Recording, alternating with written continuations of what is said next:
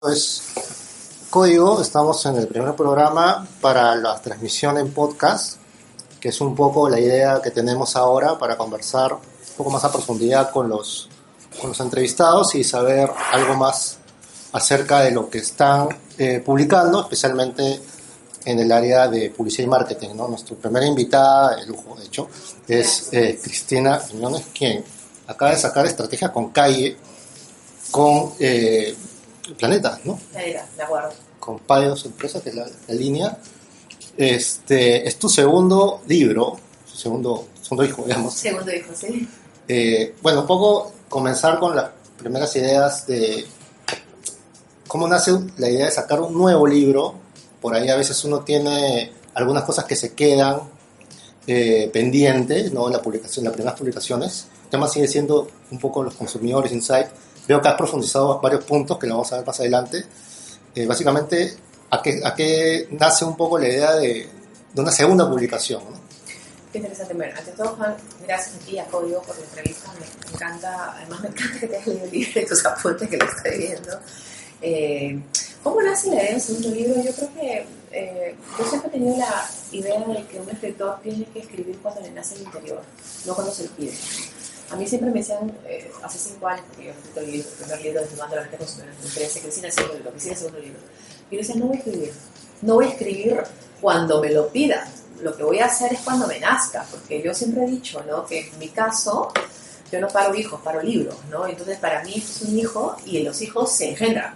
Y se engendran cuando hay pasión, cuando hay amor o cuando hay algo que te hace florecer. Entonces, para mí fue un proceso durante todos estos años, que desde el primer libro hasta el segundo, que fue madurando una idea de complementar la visión del primer libro, que es insight psicológico, o sea, desnudando la mente consumidora, las emociones, la profundización, el ajá, o sea, todos estos temas más ligados a la psicología humana, a la psique humana, las verdades humanas.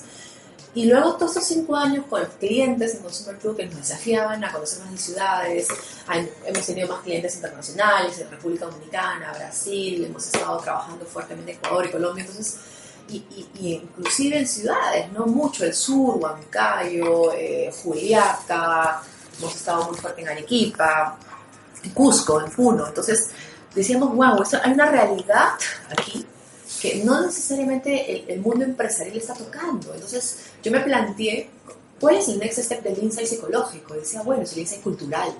Porque no basta el individuo, digamos, per se, o sea, el entendimiento de su insight individual, sino hay que entender el insight cultural, es decir, los colectivos, o sea, las culturas, la sociedad, o sea, hablar de nuevas familias, hablar de nuevas mujeres, hablar de cómo han cambiado los hombres, las nuevas masculinidades, hablar de la generación senior, que son evidentemente un segmento del que nadie habla y mucho menos entiende. Es un segundo paso de lo que hiciste al comienzo con la primera publicación. Como complementario, ¿no? Claro, mencionas proceso. A diferencia de tu anterior, la primera publicación, ¿cómo ha sido este proceso que has utilizado, ¿no? Veo fuentes, gracias por usar fuentes de código. También hay información que has levantado, de hecho has tenido encuestas, entrevistas. ¿Cuál es la diferencia en el tema de el proceso para poder escribir este libro? ¿Qué tipo de lugares, de fuentes? Quizá distinto por ahí, a diferencia del primero, ¿no? Sí, en ambos casos hay un esfuerzo por hacer un ejercicio de revisión teórica. Eso lo aprendí yo en la Universidad Católica, ¿no? Es parte de la metodología de investigación, o sea, uno no puede decir algo si no está sustentado.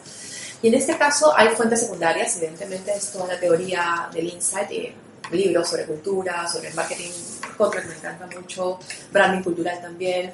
Hay un enfoque muy fuertemente de la psicología social, que es obviamente mi profesión primaria, y por supuesto el ámbito de las comunicaciones y la publicidad, que es a donde me dedico también. Pero además hay mucha investigación que ha hecho la consultora de Consumer Truth en más de 5 años del primer libro para muchos clientes en la región latinoamericana. Entonces hay muchas horas de pisar la calle, hay muchas horas de sentir al consumidor, hay mucho brainstorming de todo el equipo Consumer Truth, que son además base de todo lo que ha sucedido acá, y hay mucho entendimiento en diferentes proyectos que nos desafiaban. Hemos tenido clientes que nos invitaban a entender de jóvenes, ¿no? Y cómo es la energía de los jóvenes, entonces por eso es que ponemos cosas como snacking cultural. Hay proyectos que nos desafían a entender cómo son los microempresarios en ciudades del sur del país, entonces por eso hay mucho entendimiento del nuevo peruano, del cholo. Hay otros clientes que nos desafían a entender el mundo de la alimentación o el mundo de la maternidad o la nutrición infantil. Entonces nos da pie a entender cómo son las nuevas madres de hoy y qué no son. Entonces hay muchas horas de consultoría y know-how. O sea, todo lo que está en Estrategias con Cali, mi libro, es producto de la experiencia complementado evidentemente con el sustento teórico, ¿no?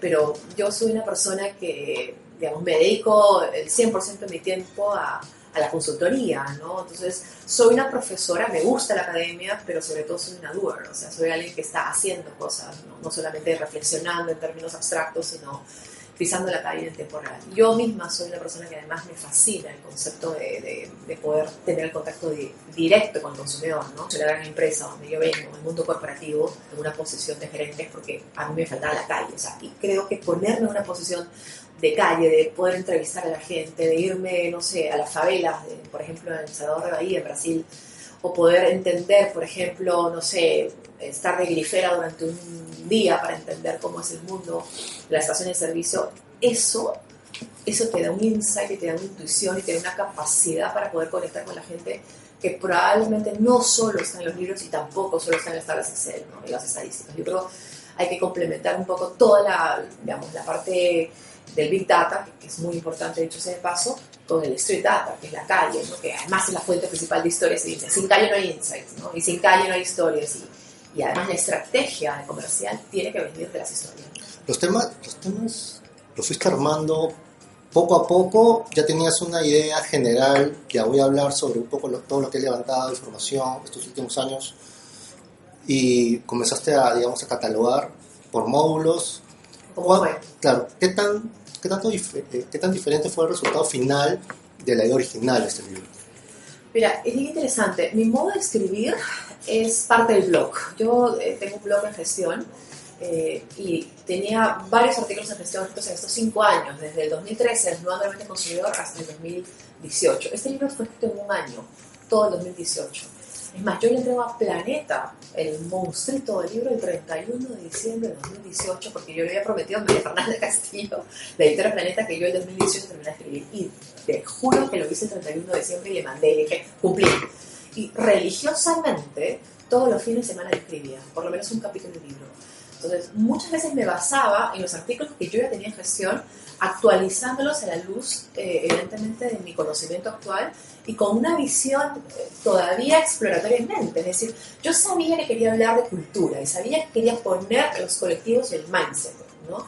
Entonces empecé a estructurar primero el capítulo final. Dije, voy a hablar de las mujeres, de los hombres, de generación senior, de los jóvenes y familias. O sea, tenía clara esa estructura. Pero luego dije, no, voy a darle un toque teórico y encontré en transformación cultural ese constructo social o ese tema que le da sentido y organizaba todo el texto, porque no quería hablar simplemente de cómo son los consumidores. Creo que eso es algo, al final puede ser hasta más táctico, pero estratégicamente hablando yo quería poner sobre la mesa el cuestionamiento sano de que las organizaciones y las empresas no pueden seguir de espaldas al país de la realidad cambiante del consumidor. Entonces, transformación cultural es una suerte de invitación al cambio, de desafiarnos, de dejar de hacer marketing de escritorio o reuniones de directorio que solamente miran finanzas y miran a las personas a través de los números, sino entienden realmente de cómo piensa la gente, como siempre la gente. Y a ellos le ha sumado mucho mi propia preocupación e involucramiento personal con metodologías ágiles como Design Thinking, Scrum, Lean, Canvas, en general, eso es algo que evidentemente que nace, además que todas estas metodologías ágiles, todas hablan de empatía, de insight, pero es parte del proceso de innovación, entendimiento de personas. Entonces, todos estos temas dije, perfecto, entonces sumar a la transformación digital cultural, sumar, porque al final el cambio en mindset está presente, pero un cambio en mindset que no parta solo de tener individuos, sino que parta de tener colectivos. Y hacia ahí donde digo, bueno, vamos a marco teórico de transformación cultural, hablemos de la calle como fuente de esas historias y luego hablar de las tendencias del consumo, porque creo que eso es importante también. O sea, ¿qué está cambiando a nivel de valores? El snacking cultural, la experimentación constante, la vorágine por el cambio, la patología del éxito, ¿no? La incapacidad de las personas también para tener relaciones estables, el mundo líquido, el futuro del retail. Entonces, es todo lo que una psicóloga social podría prestar al mundo de los negocios, que es mi caso, reentender, ¿no? Yo me considero siempre un outsider, ¿no? O sea, yo vengo del mundo de las ciencias humanas, ¿no? Y claro, ahora tengo una empresa y tengo evidentemente una propuesta de valor en términos de marketing, pero creo que yo no olvido mi origen, y mi origen es ser psicóloga. Claro. Justo también el tema era que veía mucho la poca literatura que podemos encontrar local sobre los puntos que tocas, ¿no? Incluso te has basado mucho en artículos, en libros de autores foráneos, Sí. y es difícil a veces. Sí. Claro, tienes la idea, tienes la información, ¿cómo confluye eso con algún tipo de estudio o algún tipo de obra? Es difícil, ¿no? Justo estaba viendo la cantidad de autores que mencionas. Es clave saber que todavía falta mucho por analizar localmente a nivel no solo académico, sino también a nivel también de publicaciones, ¿no? Y creo que es un gran paso que, como tú bien dices, que vienes de la psicología, puedes observar de fuera. Mencionas también el tema de outsider en algún punto. Son módulos interesantes para poder analizarlo. Yo quería ya comenzar a hablar sobre algunos capítulos, subrayar algunos, y arrancar con el comienzo porque creo que lo de transformación cultural lo colocas desde el primer capítulo y mencionas que es la transformación centrada en personas.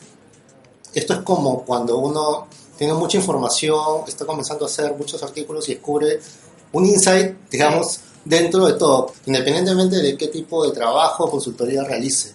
Y todo esto es, no dejemos de hablar de este término de transformación digital, ¿no? Que más parece un commodity, digamos.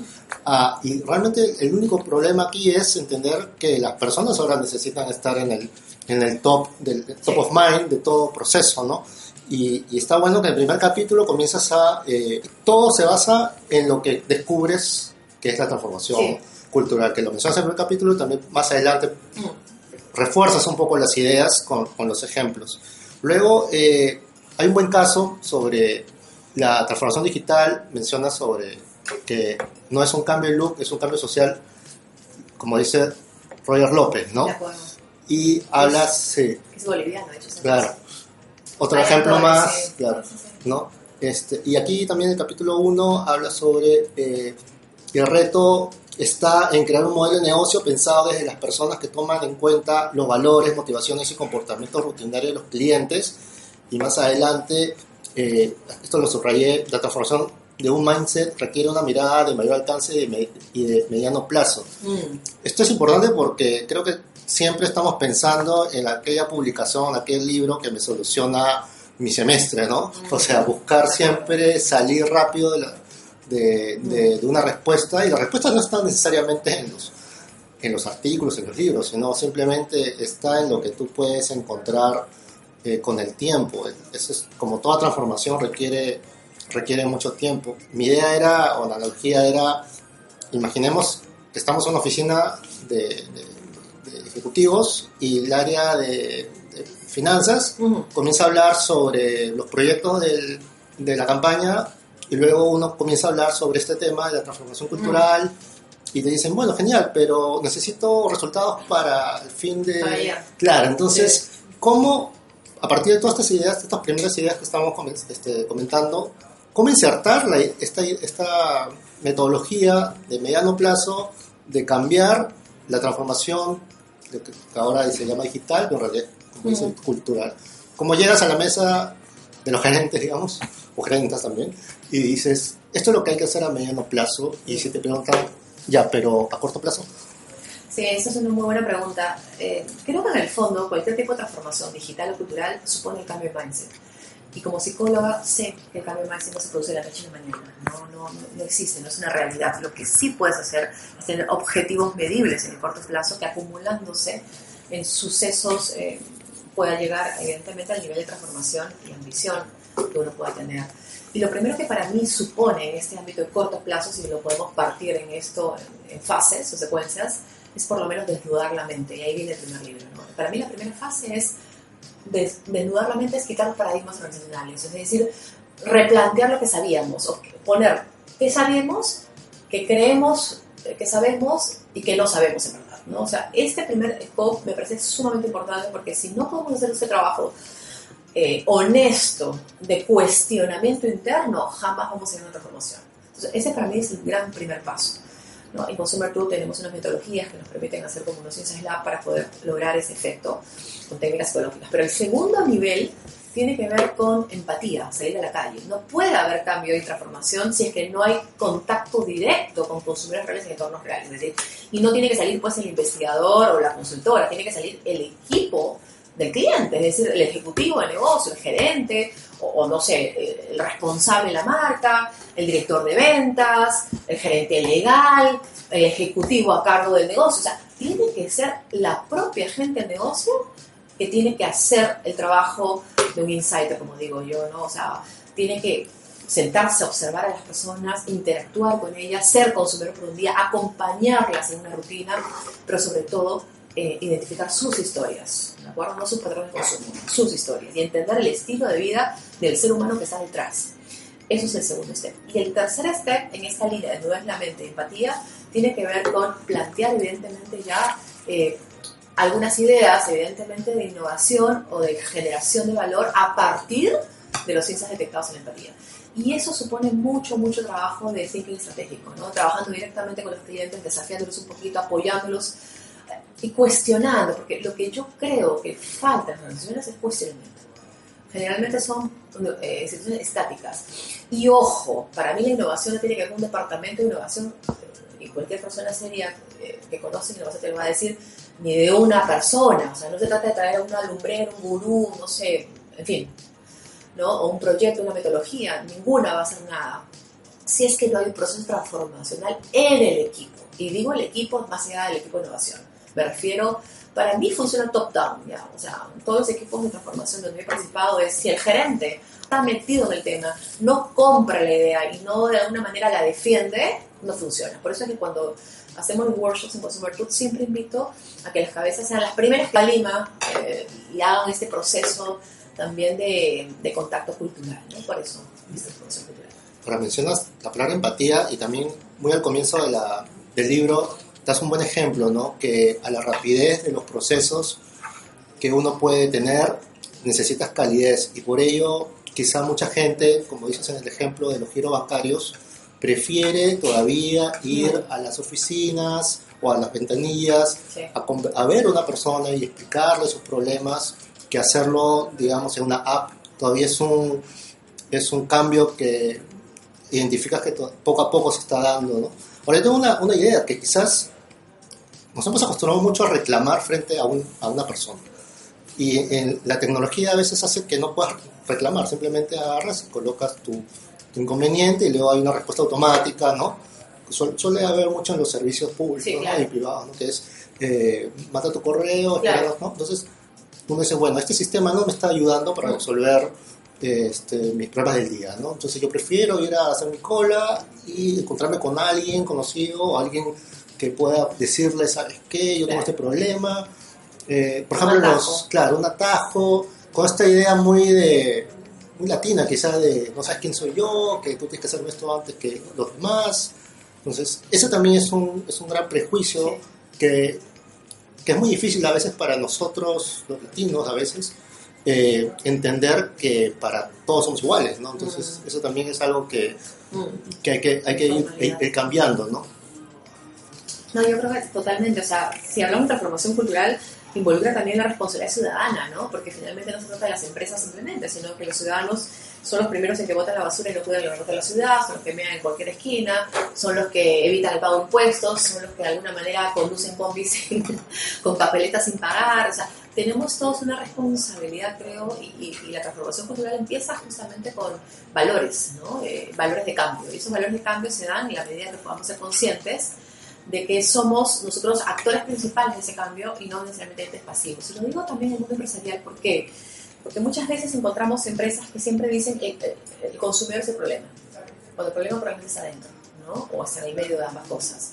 Y hacerte cargo del problema significa reconocer, por ejemplo, que tú como empresa no has hecho mucho por la gente, has estado enfocado en tu rentabilidad económica y poco en la rentabilidad social, has estado enfocado en producir y en vender y poco en relacionarte y poco seguramente en fidelizar.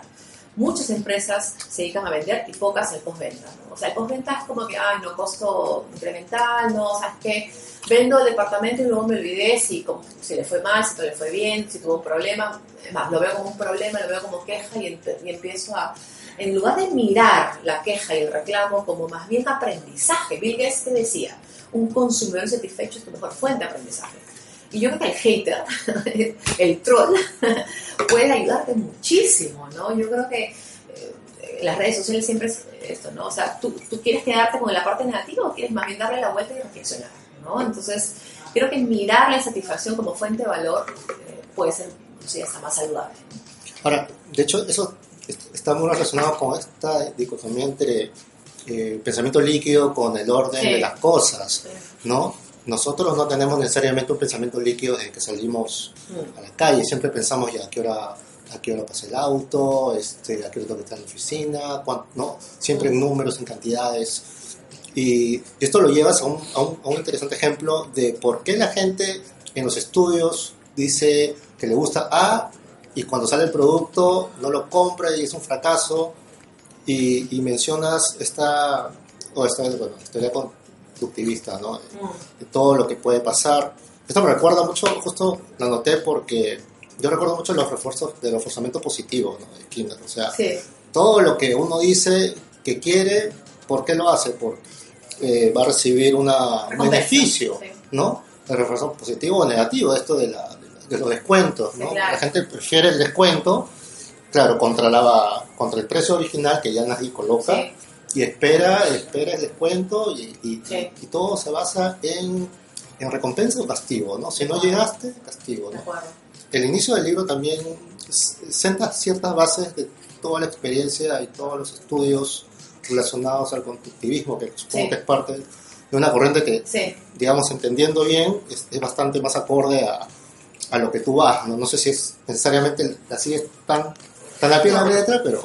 No, pero yo lo no soy mencionas... mucho de contribuirse. Creo que finalmente las conductas humanas son importantes, pero yo soy de las personas que creo mucho más en la corriente más que conductista, cognitivista y más en psicoanalítica inclusive, ¿no? Porque yo creo en las emociones humanas.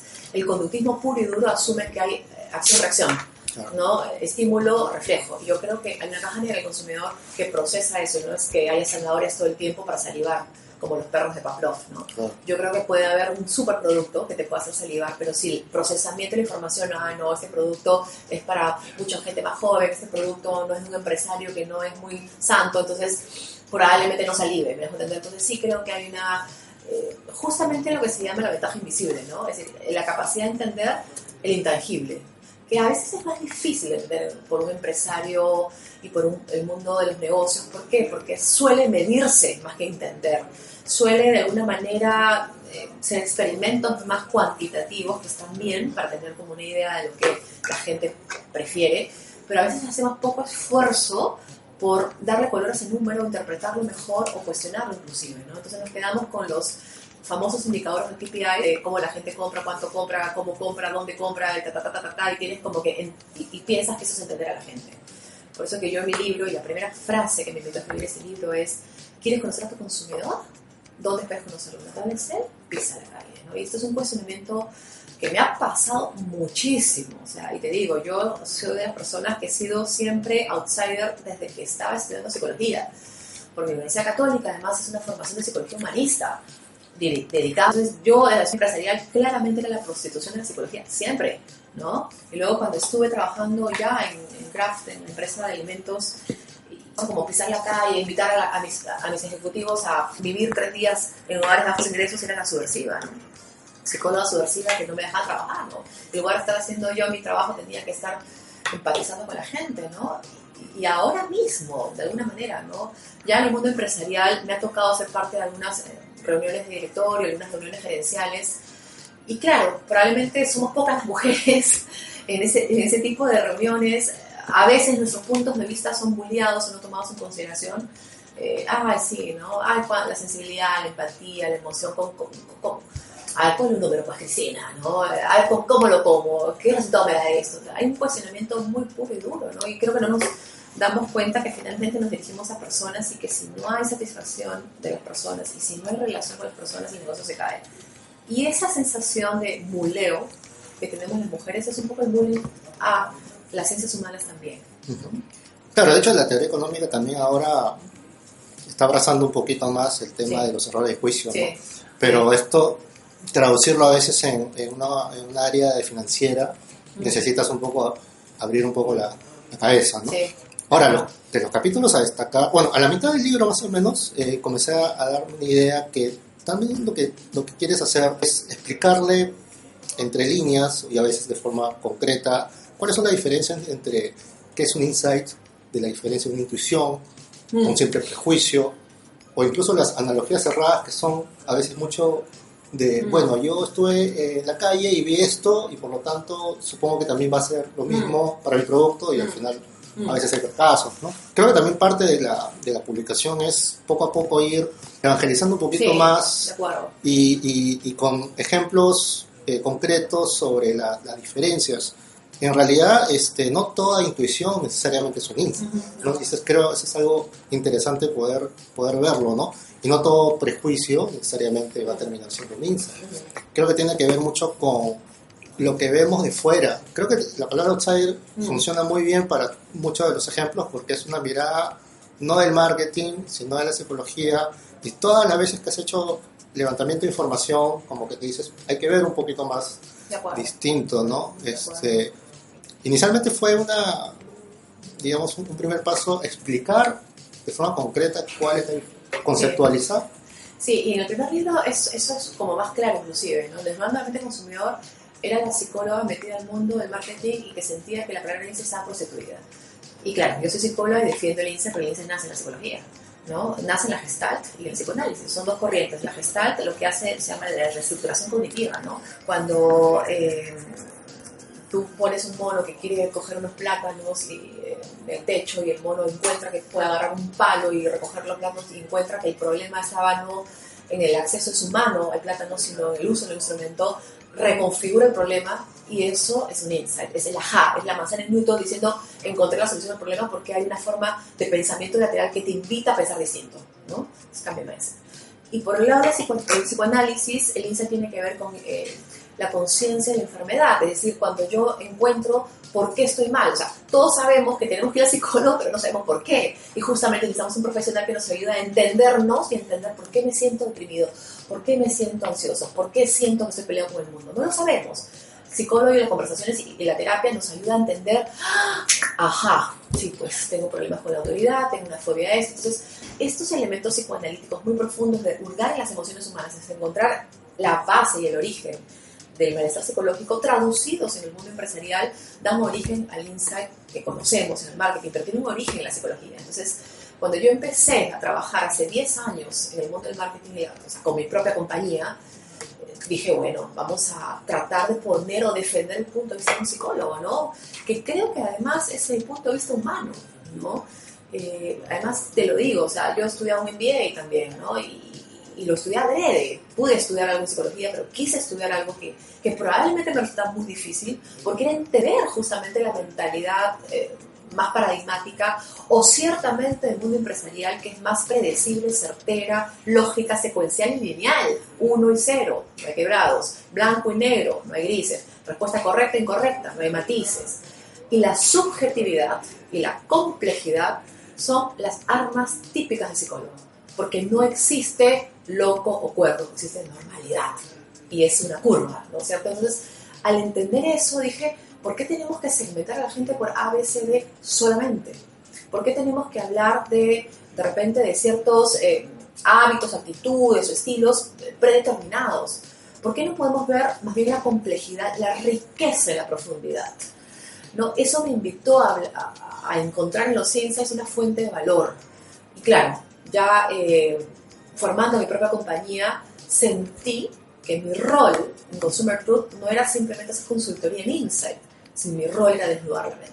Y sigue siendo mi rol. O sea, yo hago docencia a través de la consultoría, ¿no? O sea, cada proyecto, cada desafío que nos invitan a participar, lo tomo como un ejercicio terapéutico, ¿no?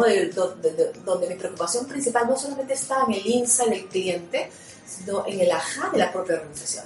Y cómo nosotros podemos sumarnos y ayudar a que estos gerentes ejecutivos o equipo puedan desnudar su propia mente y encontrar sus propios ajas. Y ese creo que le da sentido a todo lo que hacemos, porque cuando tú ves la cara de un ejecutivo que siente que se entendió, que encontró, que se liberó, es catártico, ¿ah? Es catártico, en ese momento digo, la tarea está hecha. Entonces no es un insight puesto simplemente como una frasecita hecha, como un copy publicitario o como simplemente ejercicio de venta. Yo defiendo la visión del insight como desnudez organizacional y como transformación cultural, que creo que es el sentido, por lo menos que en mi caso tiene más trascendencia, ¿no? y más impacto finalmente en el largo plazo del negocio, ¿no? No, yo siempre digo, insight no es una campaña bonita. Insight es estrategia de negocio pensada desde y para la gente. Y sí, eso es un modelo más empresarial, tal vez, de conseguir el insight. Muchas empresas te piden ser un radiólogo, ¿no? Sí. Quieres una radiografía del momento, pero en realidad lo que necesitas es el día siguiente. Y también he visto cuál es la diferencia entre lo que llamas el street data, ¿no? Sí. No es lo mismo hacer una encuesta, no es lo mismo que entrevistas random, sino tener un método de observancia cuando estás levantando información. Entonces es una metodología que aplicas mucho en los casos. ¿Puedes detallarme cómo encuentras un poco esta forma de hacer state data? Porque ha sido a un montón de lugares, sí, ¿no? ¿Hay un método en realidad o es un poco más de intuición en este caso? Hay un poco arte y ciencia, ¿no? El insight, el design thinking y todas las metodologías de innovación suponen método científico, pero también intuición y arte, ¿no? Y yo creo en los dos, yo siempre digo, somos como los cocineros, ¿no? O sea, tienes teoría, pero la experiencia te da la calle, el olfato te lo da la calle. Para mí la calle, digamos, la experiencia es la que me permite poder tener algún ejercicio, digamos, un proceso de alguna manera más definitivo. ¿Cómo hacemos este tema de la calle? Para mí es muy importante, primero, la capacidad de poder adaptarte a un entorno distinto. Hay gente que puede adaptarse y gente que no. Gente que sigue siendo un actor externo, inclusive estando dentro de un hogar, un consumidor de bajos ingresos, o dentro de, no sé, de un contexto de consumo totalmente distinto, ¿no? Me ha pasado con clientes que tú los ves que están ahí, pero están ausentes. Su mente está en otro lado. Su cuerpo, su mente y su alma no están en ese momento con el consumidor cocinando, por ejemplo, mollejita con él, o, no sé, tomando un baño, una ducha en una estación de servicio, o de pronto tomando una cervecita en un lugar, en un bar, por ejemplo, del Boulevard Retablo en Comas, ¿no? O sea, siento que están ausentes, es como que le choca la experiencia. Entonces yo creo que primero es que te guste, y eso te tiene que partir por un entendimiento de que esto es real, no es un ejercicio, un juego, no es algo que tengo que hacer por cumplir, bueno, a ver, esas ideas locas que vienen de acá, ¿no? El consultor, etcétera, etcétera. Primero, la capacidad de adaptación. Dos, es interesante la observación, ¿no? Porque muchas veces la entrevista te puede dar muchos hints, pero la observación para mí es fundamental. La observación a veces te dice, muchas veces los insights que yo he encontrado junto con el equipo salen de la observación, no de la entrevista. La observación te dice lo que la gente no quiere decir, pues. O sea, porque claro, el insight no es lo que la gente dice, es lo que no dice pero sí hace. O lo que no dice pero sí siente, o lo que no dice pero en el fondo es lo que cree. Entonces te toca observar mucho la realidad, ¿no? Entonces desde cosas, por ejemplo, me ha tocado un tema en Guayaquil, en Ecuador, de entender cuál es el rol de la grasa o la margarina, creo que lo conté en el libro, y de pronto si tú le preguntas a una ama de casa, que es donde íbamos en los hogares, ¿qué representa la margarina? Ah, bueno, nutrición, ah, bueno, sabor a mis comidas, ah, bueno, bueno, en fin, es lo que es el hábito común, pues de cualquier ama de casa tener un poco de mantequilla para el pan de sus hijos. Pues es lo convencional. Pero cuando fuimos a los hogares, en general, incluso la margarina, una de las cosas que más me llamó la atención es como las refrigeradoras tenían siempre la margarina abierta y siempre la margarina estaba como que no le hubieran pasado el cuchillo, sino como media vandalizada. Y de pronto, observando, nos damos cuenta el tremendo efecto placebo que tiene la margarina, donde los hijos se ponen alrededor y empiezan a meterle el dedo a la margarina. Entonces, puede haber un cuchillo, puede haber un orden en la mesa, pero las mamás invitan a los hijos a tener un ejercicio también de catarsis y meterle el dedo a la margarina y poder chuparse el dedo y tener, o sea, este elemento de gula con la grasa es algo que probablemente no es racional, es intuitivo y sale a la observación, ¿no? Inclusive yo fui y un niño me puso margarina, fuego de margarina en los cachetes, entonces fue como muy gracioso. Y dije, bueno, eso puede ser frente de la marca, la margarina es solamente el alimento, es solamente sabor a las comidas y a los panes. Yo creo que es un elemento de goce, placer en una sociedad que ha dejado de hacerlo, ¿no? De una manera tener momentos optimistas en el día, es poder mirar el amarillo como una suerte de espacio catártico en un mundo predecible, ¿no? Y que perdió la sonrisa. Entonces, esto que te lo digo, evidentemente, se tradujo una propuesta de valor de los momentos amarillos, ¿no? Que era básicamente una suerte de ritual de ejercicio optimista al inicio del día, que probablemente era un territorio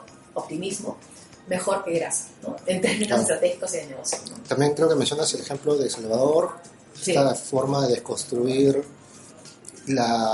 este prejuicio que uno tiene sobre el trabajo y el ocio, ¿no? Y eso es algo, claro, o sea, creo que también ir a la calle es ir con tus propias ideas preconcebidas o prejuicios y darte cuenta que la gente realmente no es como uno piensa, ¿no? Y eso a veces en los estudios dicen, ¿no? Bueno, la gente A escucha esto, gente B escucha...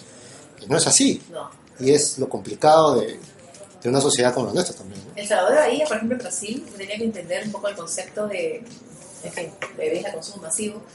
Y a mí me llamaba mucho la atención, que yo me acercaba en los parques, porque me gusta ir muchos parques, ahí encuentro mucha gente con disposición de hablar.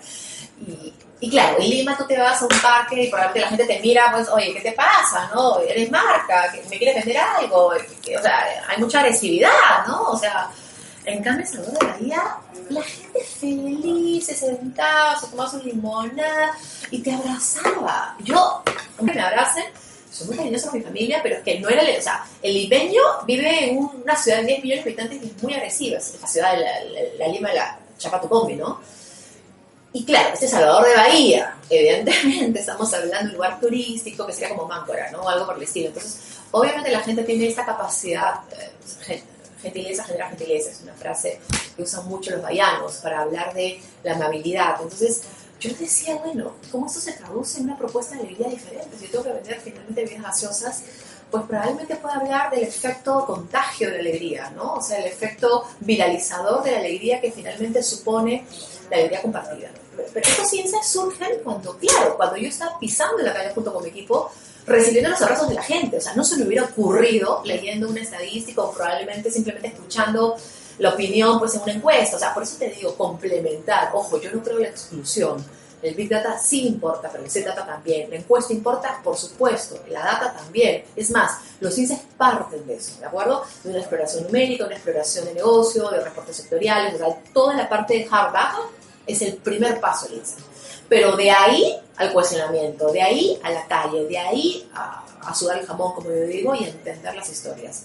Y para mí la calle es la principal fuente. Es más, yo no podría, de verdad, tal vez, pienso yo, volver al mundo corporativo en una situación de marketing de escritorio. Creo que sería absolutamente infeliz.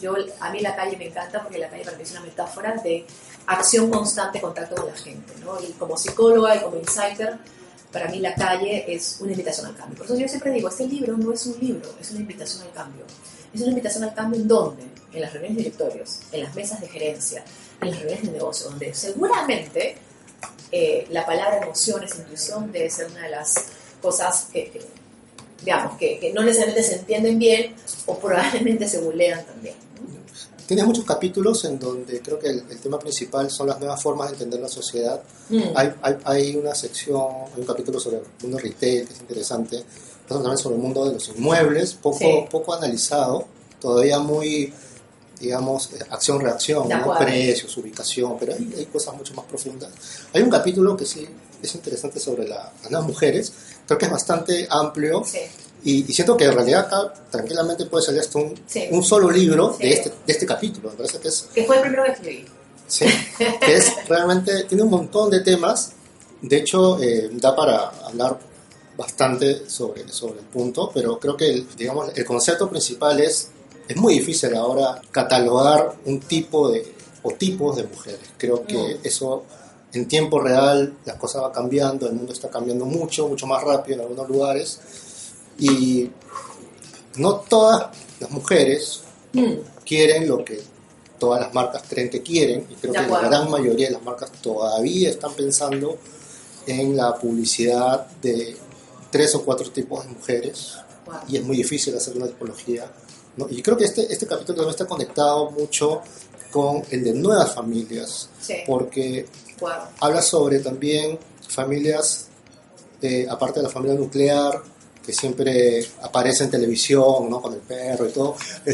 Luego, este tema de las familias ensambladas, de las familias monoparentales, que es un nicho muy fuerte. Y lo bueno que también de este nicho de los homoparentales, que es que todavía, por desgracia, creo que no se entiende, se cree que no es familia. Sí. En realidad, familia es todo aquello que uno siente que comparte y encuentras, claro, donde hay amor de familia también. Entonces, estos dos grandes públicos, las mujeres, las nuevas familias, un poco van cerrando el libro, pero siento de que aquí hay mucho por desarrollar. No, de hecho, el tema de mujeres a mí me toca de cara directa, porque finalmente creo que somos uno de los segmentos más incomprendidos, los hombres también, por ser un segmento de hombres también. Por lo menos las mujeres estamos empezando a alzar nuestra voz y a cuestionar y empezar a ver la violencia de género en esta ciudad. Es impresionante, somos la quinta ciudad más peligrosa para una mujer, según datos estadísticos. Pero el machismo que tú vives en las calles es tremendo, y el machismo que uno vive en el mundo empresarial siendo mujer y siendo gerente mujer es mayor aún. Lo he sentido yo clarísimo. En estos 10 años de empresaria he tenido un puente que me ha hecho sentir bastante incómoda, dicho sea de paso. Pero creo que hablar de mujeres es hablar sobre todo de la complejidad femenina. Y creo que esa complejidad, esa naturaleza femenina sería muy importante tener mucho más en los directorios, mucho más en las mesas de gerencia y mucho más en general en el marketing real, ¿no? Creo que todavía seguimos mirando a las mujeres como amas de casa cuando finalmente somos dueñas del mundo o gerentes del hogar, o por último, jefas de familia, que según datos de la encuesta nacional de hogares, cerca del 25, tal vez un poco más, 27% de familias peruanas están regentadas por mujeres y son invisibles. Hablar también, por supuesto, de las madres solteras, familias que son de dos, madre y su hijo o hija, finalmente son el 15% según datos de datos también. Ayer estaba leyendo una encuesta de Ipsos donde se veía que el 55% de las familias nucleares, y claro, el 45% restantes son familias fuera del tradicional, según datos de Datum son 40-60. En general, las estadísticas nos están mostrando es que hay un océano azul de posibilidades que no estamos mirando. Entonces, sí creo la gran importancia, más allá del número, del tamaño del mercado, es entender cómo, qué se entiende por familia hoy, qué se entiende por ADN, qué se entiende por lazos sanguíneos o lazos de lealtad. Y yo creo que finalmente las familias tienen que ver con la presencia del amor y valores compartidos. Por eso que las familias son cada vez más disímiles, o sea, antes las familias eran todos como, no sé, todos músicos, o todos ingenieros, o todos gritones, compartían mucho. Ahora no, son familias cada vez más líquidas, donde el papá y la mamá y los hijos no tienen nada que ver. Mi familia es esta. Yo soy psicóloga, hablo de INSS, mi hermano no tiene ni un carajo de lo que yo hablo. Mi hermano es biólogo marino, o sea, con PhD encima de ecosistemas, o sea, él habla solamente de jellyfish, o sea, de algas y de peces y de tortugas, no entiendo nada de lo que hablas, ¿no? Y él no entiende nada de lo que yo hablo.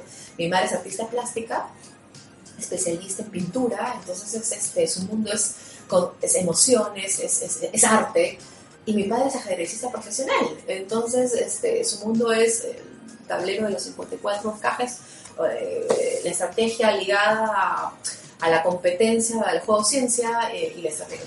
Yo creo que mi vida es una mezcla constante de emociones, y creo que eso a mí me ayudó muchísimo en la vida. O sea, lo que al principio fue como que, oye, ¿qué es esto? O sea, estímulos totalmente distintos, y cómo los mezclas, sumamente importante para entender. Y creo que el mundo no entendió a las mujeres porque está queriendo segmentarlas entre conservadoras, modernas, A, B, C, D, qué sé yo, amas de casa o trabajadora versus ama de casa, cuando finalmente esas dicotomías no terminan son reduccionismos para mí, ¿no? No terminan de entender la naturalidad compleja. Yo creo que las mujeres siempre estamos en construcción. Y no somos ni modernas ni conservadoras, sino somos modernas en algunas cosas y conservadoras en otras, pero creo que somos, mejor entender, yo puedo tener mucha modernidad y personalmente tengo mucha apertura, por ejemplo, para las minorías y qué sé yo, para la defensa de las minorías, pero suelo ser muy conservadora en otras cosas también. Entonces, finalmente la complejidad, no somos unos o ceros, y ese es el reto para mí de los empresarios, la tendencia a medir, a pensar y no a sentir ni comprender. Y por eso vuelvo, metodologías de insights y el pensamiento estratégico se basa en el cuestionamiento de la linealidad y del pensamiento racional. Es más, la economía conductual o la economía del comportamiento, que es la que tú te referías como behavioral economics, está cuestionando desde ya los modelos del Homo economicus, ¿no? Los psicólogos, para que me vengan muchos de 60 años, y me dicen lo mismo, ay, decena, estos economistas están el Natch, que dicen la economía conductual, es el que, digamos, inventó Dura y de Skinner y de Pablo hace muchos años. ¿No sé? Ese tipo de cosas, pero a Dios gracias, se viene... Hay un libro que me parece espectacular, que es La civilización del desperdicio. La hablo en el libro, de Jürgen Schultz, un economista de la Universidad del Pacífico, cuyo libro creo que es una oda a la psicología económica. Ese libro a mí me abrió muchísimo las posibilidades. Yo quise estudiar mi Master of Science en psicología económica, estoy hablando hace muchos años. Nunca pude ser capaz de entrar a esa maestría. Fue mi gran decepción en su momento, pero creo que me ayudó muchísimo a poder cuestionarme. Y yo creo que finalmente la psicología puede ayudar mucho a las empresas y al mundo corporativo a hacer transformación cultural.